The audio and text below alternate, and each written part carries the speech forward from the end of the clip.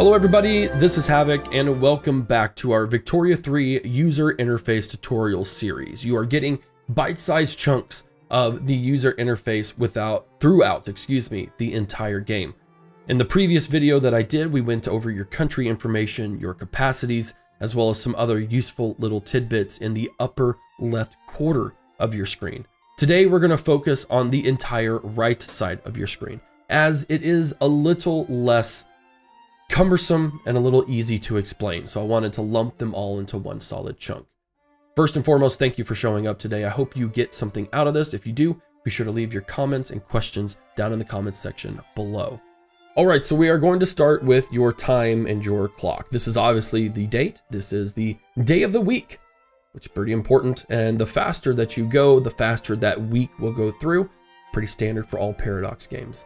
But what you're going to see here is your time. If we were to hit pause or play, we have a really cool animation. I just wanted to point that out.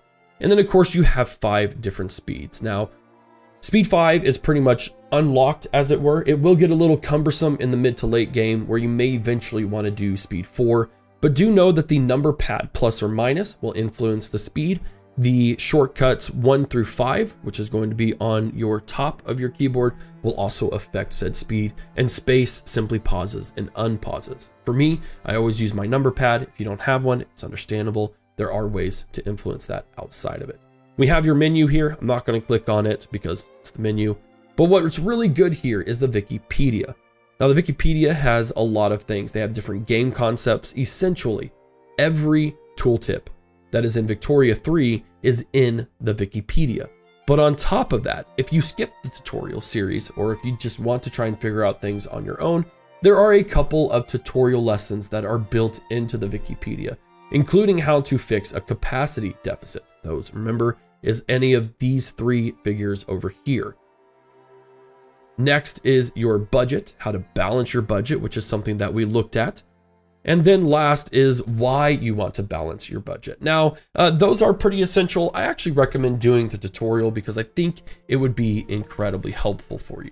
But regardless, the Wikipedia is right there at your disposal. It may be incomplete, just as a forewarning, but of course they try to work on it as much as they can to really make it as complete as possible. Next up, we have construction, and construction is a resource that is not stockpiled and that is not used until you are building a building.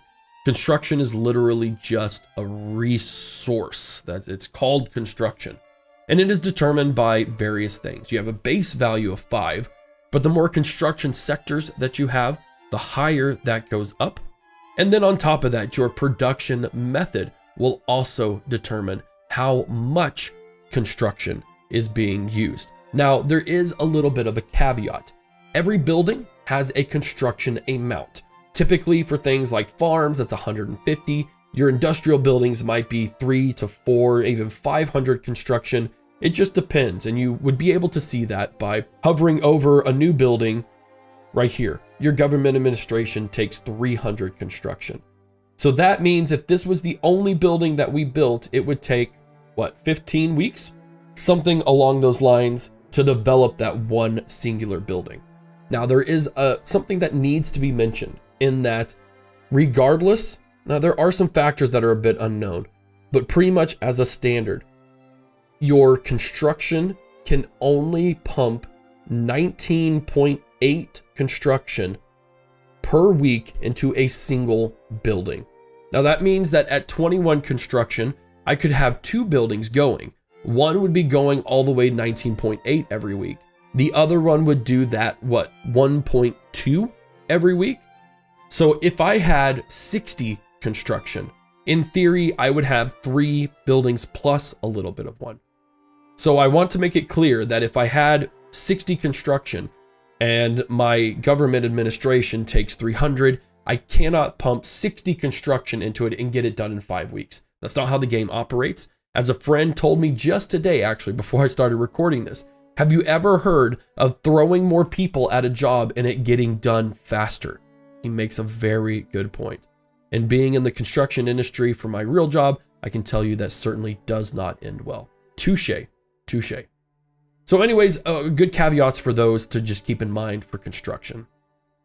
Next, you'll have your active journal entries. Your journal is over here, and at any point in your journal entries that are active, you can pin them to your outliner. Now that goes the same for various things like your market, for instance, or as we see here, your commanders, things of that nature. This allows you to, over here, just have a set list of things you can reference at any time. Your active journals will be there. I actually thought the markets in a previous patch were right underneath it. Maybe they weren't. But this gives you kind of a brief overview of the things that are currently going on in your country. This includes diplomacy. In the last video, I showed you a little bit of the diplomatic plays that we can do. And so right now you see an active list of the countries that I am improving diplomatic relations with, along with a timer bar of how long it will take to influence those. These list your commanders and of course your different markets. This allows you to pin certain things that are very important to things to consider overall. And then down below at the very bottom is a journal entry system.